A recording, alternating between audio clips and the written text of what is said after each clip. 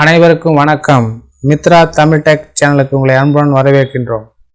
இந்த வீடியோவில் FMB map, அதாவது நிலத்தின் வரைபடம் எப்படி டவுன்லோட் பண்ணுறதுங்கிறத பற்றியும், இந்த வரைபடத்தில் உள்ள அடிப்படையான சில விஷயங்கள், அதாவது scale, boundary line, G line அப்படின்னா என்னங்கிறத பற்றியும், வரைபடத்தில் உட்பிரிவு அதிகமாக இருந்துச்சு அப்படின்னா அதனுடைய மேப்பு கிளியராக இருக்காது. இதை பார்த்தீங்க அப்படின்னா இதனுடைய மேப் எஃப்எம்பி மேப்பை பார்த்தீங்க அப்படின்னா நம்பரில் கிளியர் இல்லாமல் பாருங்கள், கொஸ்டின் ஒரு நம்பர் மேலே ஒரு நம்பர் ஏறி அளவுலாம் சரியாக தெளிவாக தெரியலை.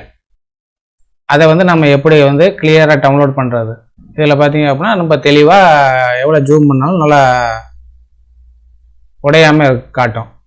இது எப்படி டவுன்லோட் பண்ணுறது அப்படிங்கிறத பற்றியும் இந்த வீடியோவில் பார்ப்போம். வாங்க வீடியோக்குள்ளே போவோம். இந்த பேஜுக்கான லிங்கை கீழே கொடுத்துருக்குறேன். அதன் மூலமாக இந்த பேஜுக்கு வந்துடுங்க. இதில் பார்த்தீங்க அப்படின்னா நம்ம லாங்குவேஜ் மாற்றணும் அப்படின்னா, அந்த வெப்சைட்டுடைய லாங்குவேஜ் தமிழில் மாற்றிக்கணும் அப்படின்னா மேலே டாப்பில் ரைட் சைடு பார்த்தீங்க அப்படின்னா தமிழில் இருக்கும். இதை செலக்ட் பண்ணிங்க அப்படின்னா தமிழில் மாறிடும். நம்ம வீடியோவில் ஏற்கனவே பார்த்தீங்கன்னா பட்டாஸ்ட்டை எப்படி டவுன்லோட் பண்ணுறது அப்படிங்கிறத பற்றி போட்டிருக்கிறேன். அதை பற்றி தெரிஞ்சுக்கிறோன்னு அப்படின்னா நம்ம சேனலில் போய் பாருங்கள், இருக்கும், பார்த்து தெரிஞ்சுக்கிறேங்க. இப்போ நம்ம பார்க்க போகிற எஃப்எம்பி மேப், அதாவது புலப்பட விவரங்களை பார்வையிட அப்படிங்கிற ஒரு ஆப்ஷன் இருக்கும். இதை செலக்ட் பண்ணிக்கிறேங்க.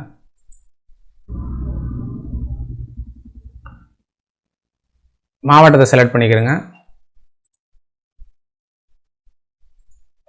வட்டத்தை செலக்ட் பண்ணிக்கிறேங்க. அடுத்து கிராமத்தை செலக்ட் பண்ணிக்கிறேங்க.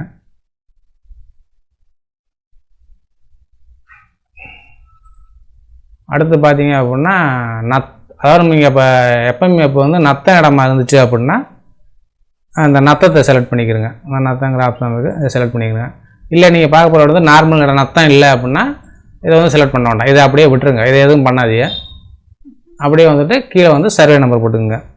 அந்த நம்ம பார்க்க போகிற இடத்தினுடைய சர்வே நம்பரு. அடுத்து உட்பிரிவு. இல்லை உட்பிரிவில் என்னென்னு பார்த்தீங்கன்னா அதாவது சர்வே நம்பர் 35 கீழே உள்ள எல்லா உட்பிரிவு இதில் வந்துடும்.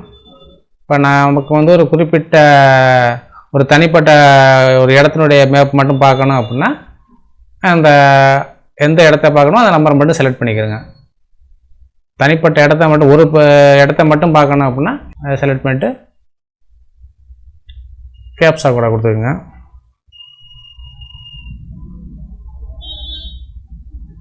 கொடுத்துட்டு சப்மிட் கொடுத்தீங்க அப்படின்னா இந்த ஒரு சர்வே நம்பரில் உள்ள ஒரே ஒரு உட்பிரிவு நமக்கு குறிப்பிட்ட நம்பருக்கு மட்டும் எஃப்எம்பி மேப் ஓப்பன் ஆகும்.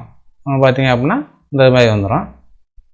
இதுவே நீங்கள் இப்போ அந்த சர்வே நம்பரில் உள்ள எல்லா இடத்தையும் பார்க்கணும் அப்படின்னா சர்வே நம்பரை போட்டு ஃபஸ்ட்டில் பாருங்கள் ஒரு ஐபன் ஒன்று இருக்குது, ஐபனை செலக்ட் பண்ணிக்கிறேன். இந்த ஐபன் எதுவுமே செலக்ட் பண்ணால் ஃபஸ்ட்டில் உள்ள ஐபனை மட்டும் செலக்ட் பண்ணிவிட்டு கேப்சா கோடு கொடுத்துட்டு சப்மிட் அப்படின்னு கொடுத்தீங்க அப்படின்னா அந்த இடத்தினுடைய அந்த சர்வே நம்பருடைய மொத்த வரைபடமும் அப்படியே வந்துடும். அதில் உள்ள உட்பிரிவில் உள்ள எல்லா இடமுமே இதில் வந்துடும்.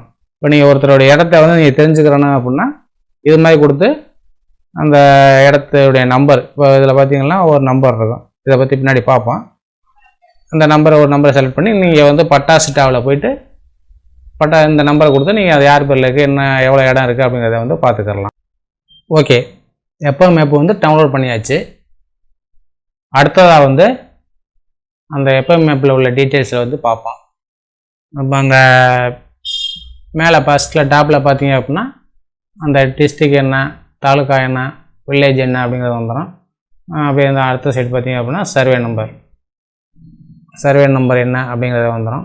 சர்வே நம்பர் நீங்கள் இந்த ஒரு இடத்தினுடைய மொத்த அந்த சர்வே நம்பருடைய மொத்த இடத்தையும் பார்த்து ஓப்பன் பண்ணிக்கிறீங்க. அதனால் சர்வே நம்பர் மட்டும் காட்டுது. இதே இப்போ நீங்கள் ஒரு தனிப்பட்ட ஒரு இடத்த மட்டும் அந்த சர்வே நம்பருக்குள்ளே உள்ள உட்பிரிவு இடத்த மட்டும் நீங்கள் டவுன்லோட் பண்ணீங்க அப்படின்னா இது மாதிரி காட்டும். அதாவது சர்வே நம்பர் ப்ளஸ் உட்பிரிவு ரெண்டையுமே காட்டும். அப்புறம் அடுத்து ஏரியா எப்படின்னா ஹெக்டேரில் தான் இது இருக்கும். இப்போ அந்த சர்வே நம்பருக்குள்ள மொத்த ஏரியா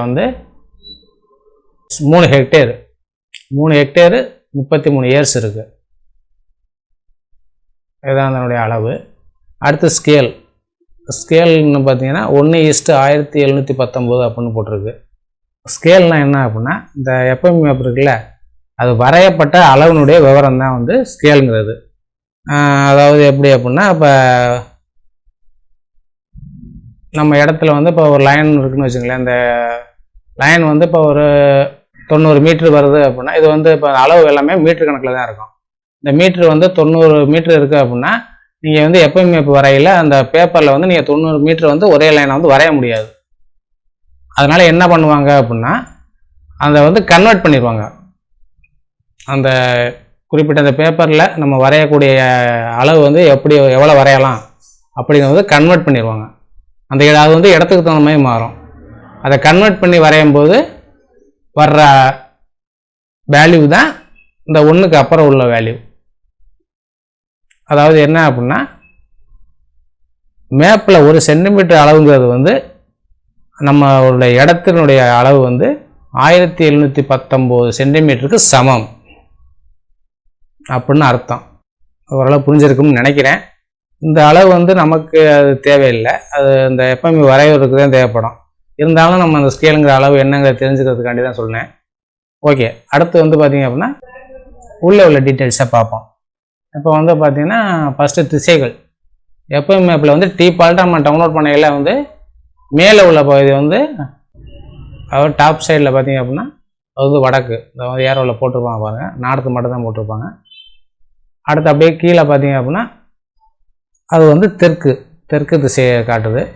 அடுத்து வந்து ரைட் சைடு வந்து கிழக்கு, லெஃப்ட் சைடு வந்து மேற்கு.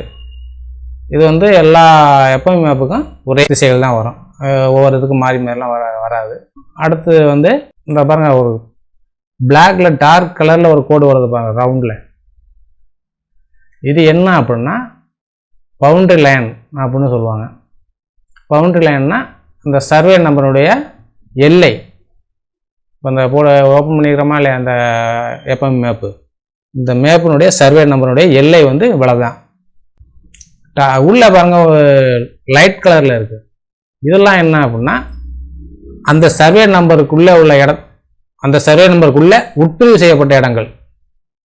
இப்போ அந்த சர்வே நம்பரில் வந்து இவ்வளோ இடம் வந்து உட்பிரிவு பண்ணியிருக்காங்க. இது வந்து ஒவ்வொரு இடமும் ஒவ்வொரு ஆளுக்கு வரும். நம்ம தனித்தனியாக வந்து பிரித்து காட்டியிருக்காங்க பாருங்கள். இது வந்து ஒவ்வொரு இடமும் உட்பிரிவு செஞ்ச இடம். Right, okay.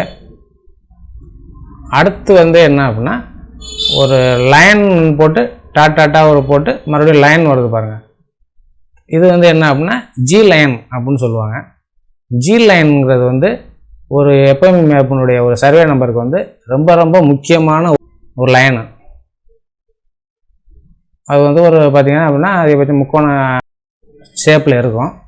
ரெட் கலரில் பாருங்கள் இங்கிலீஷ். அப்புறம் ஏபிசிடி இப்படி இருக்குல்ல, இது வந்து என்னென்னா அந்த ஜி லைனுக்குள்ள பாயிண்ட்டு. அந்த பாருங்கள் ஜி லைன் இருக்குல்ல, அந்த ஜி லைனுக்கு பக்கத்தில் பார்த்தீங்க அப்படின்னா ப்ளூ கலரில் ஒரு ப்ராக்கெட் பண்ணி ஒரு நம்பர் இருக்குல்ல, இது வந்து என்ன அப்படின்னா அந்த ஜி லைனுடைய அளவு. இப்போ இந்த ஏலேருந்து ஈக்கு உள்ள அளவு என்னென்னு அப்படின்னு பார்த்தீங்க அப்படின்னா 226 மீட்டர்ஸ். அடுத்து இது வந்து என்ன அப்படின்னா இதில் வந்து உள்ள அளவு எல்லாமே மீட்டர்ஸில் தான் இருக்கும். எல்லா அளவும் மீட்டரில் தான் இருக்கும். நீங்கள் உங்களுக்கு தேவையான அளவு நீங்கள் கன்வெர்ட் பண்ணிக்கலாம். இப்போ பார்த்தீங்க அப்படின்னா இந்த ஏ டு ஈக்கு உள்ள டிஸ்டன்ஸ் வந்து அப்படின்னா பார்த்தீங்க அப்படின்னா ப்ராக்கெட்டில் இருக்கும். ப்ராக்கெட்டில் வந்து 222.6 மீட்டர்ஸ் இருக்குது. ஒரு சர்வே நம்பரில் உள்ள எஃப்எம் மேப்பை வந்து நீங்கள் வந்து கால்குலேட் பண்ணி கரெக்டாக பண்ண இந்த சி லைன் வந்து ரொம்ப ரொம்ப முக்கியமான ஒரு விஷயம். ஓகே, அடுத்து பார்த்தீங்க அப்படின்னா லைட்டாக ஒரு லைன் வருதுல்ல, டார்க் இல்லாமல் லைட்டாக பாருங்கள் உள்ளே வருது, ஒரு கட்டமாக இருக்குல்ல, இது வந்து என்னென்னா அந்த சர்வே நம்பர் உள்ள உட்பிரிவு செய்யப்பட்ட நம்பர்ஸு. அந்த நம்பர் வந்து உட்பிரிவு செய்யப்பட்ட நம்பர் வந்து சென்டரில் இருக்கும். உட்பிரிவு செய்யப்பட்ட நம்பருக்குடைய அளவு வந்து நான் எப்படி பார்க்கணும் அப்படின்னா அதுவும் ப்ளூ கலரில் தான் இருக்கும். அந்த லைனுக்கு பக்கத்தில் பாருங்கள் ஒரு நம்பர் இருக்கும். இப்போ பார்த்தீங்கன்னா 94.6 இருக்கா. இது என்ன அப்படின்னா இந்த 11T உட்பிரிவு செய்யப்பட்ட நம்பரோட எண்டு லைன். அதாவது சர்வே நம்பரில் தனிப்பட்ட முறையில் வந்து உள்ள நம்பருக்கு வந்து நம்ம இதை எடுத்து வச்சுக்கலாம். இதில் வந்து பார்த்திங்க அப்படின்னா இந்த உட்பிரிவு செய்யப்பட்ட நம்பருடைய அளவு வந்து இதில் வந்து தெளிவாக போட்டிருப்பாங்க. 12 மீட்டர்ஸ் இருக்குது. இந்த பாயிண்ட்டுக்கு உள்ள இடம் வந்து 12 மீட்டர்ஸ். அதுமாதிரி இந்த பாயிண்ட்டுக்கும் இந்த பாயிண்ட்டுக்கும் உள்ள இடம் வந்து 48 மீட்டர்ஸ். அடுத்து இந்த ரெட் கலரில் பாருங்கள் நம்பர் இருக்குது. இது என்ன அப்படின்னா எல்லைக்கல் அப்படின்னு சொல்லுவாங்க, அல்லது ஒரு சில ஏரியாவில் வந்து பொலிக்கல் அப்படின்னு சொல்லுவாங்க. அது வந்து ஒரு ஏரியாவுக்கு தகுந்த மாதிரி மாறும். அதாவது என்ன அப்படின்னா ஒவ்வொரு சர்வே நம்பருக்குள்ள எண்டு பாயிண்ட்டு தான் அந்த எல்லைக்கல் அப்படிங்கிறது.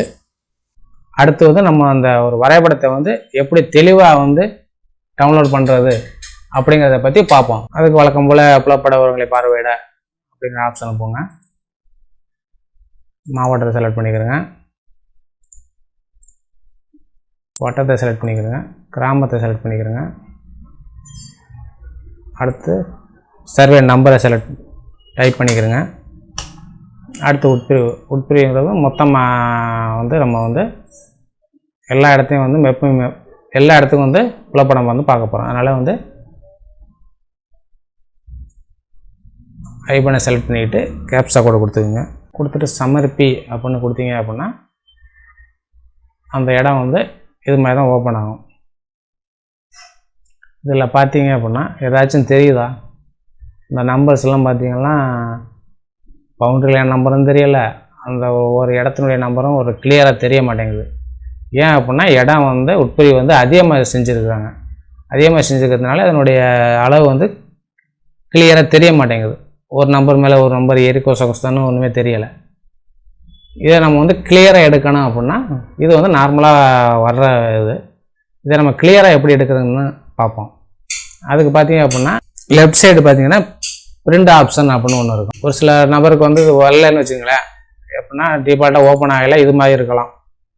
அப்படி வரல அப்படின்னா இந்த 3 லைன் அதை கிளிக் பண்ணிங்க அப்படின்னா அந்த ஆப்ஷன் வந்துடும். இதில் வந்து நீங்கள் வந்து எதுவுமே ஃபஸ்ட்டில் உள்ளது மாற்ற வேண்டாம். இந்த பேப்பர் சைஸ் இருக்குல்ல, பேப்பர் சைஸ் வந்து மாற்றிக்கிறங்க. அதாவது பேப்பர் சைஸில் செலக்ட் பண்ணிங்க அப்படின்னா நிறைய சைஸ் இருக்கும். அதில் லாஸ்ட்டில் பார்த்திங்கன்னா A0 அப்படின்னு இருக்கும். இந்த A0வை செலக்ட் பண்ணிக்கிறங்க. அடுத்து ஸ்கேல்லாம் முன்னாடி காட்டுச்சு, இப்போ அதுவும் காட்டலை, அதெல்லாம் எம்டியாக இருக்குது. அது ஒன்றும் பிரச்சனை இல்லை, அப்படியே விட்டுருங்க. அது ஸ்கேல்லாம் நீங்கள் மாற்ற வேண்டாம், அது ஒன்றும் வேண்டிய இல்லை. அப்படியே விட்டு கீழே வந்துங்க. அந்த ஆக்சுவல் மேப் அதெல்லாம் எதுவுமே நீங்கள் பண்ண வேண்டாம். ஷோ மேப்னு இருக்கு இல்லையா, அதை கொடுத்துங்க. அதை கிளிக் பண்ணிங்க அப்படின்னா இந்த டவுன்லோடாக கொஞ்சம் லேட் ஆகும். பார்த்தீங்க அப்படின்னா அந்த மேப் வந்து கொஞ்சம் பெரிய சைஸஸ் இப்போ பார்த்தீங்க அப்படின்னா ஓப்பன் ஆயிடுச்சு. ஜூம் பண்ணி குறைச்சி பார்த்தீங்க அப்படின்னா இப்போ பார்த்தீங்க அப்படின்னா அந்த இடம் வந்து எவ்வளோ ஜூம் பண்ணாலும் உடையாது, கிளியராக இருக்கும். அதுமாதிரி நம்பர் வந்து இந்த ஒரு நம்பரில் ஒரு நம்பர் ஏறி இது ஒன்று எதுவும் தெரியாமல் இருக்கிற எந்த பிரச்சனையுமே இருக்காது, தெளிவாக தெரியும். ஓகே, இது வந்து நார்மலாக டவுன்லோடான பேஜ். அதுவே நம்ம தெளிவாக எடுத்த பேஜ் வந்து இந்த பாருங்கள் எவ்வளோ தெளிவாக இருக்குது. ரெண்டுமே ஒன்று தான், நம்ம அந்த ஆப்ஷன் மாற்றி எடுத்ததுனால கிளியராக இருக்குது. ஓகே ஃப்ரெண்ட்ஸ், இந்த வீடியோ பிடிச்சிருந்தால் லைக் பண்ணுங்கள், ஷேர் பண்ணுங்கள், கமெண்ட் பண்ணுங்கள், சப்ஸ்கிரைப் பண்ணி சப்போர்ட் பண்ணுங்கள். நன்றி, வணக்கம்.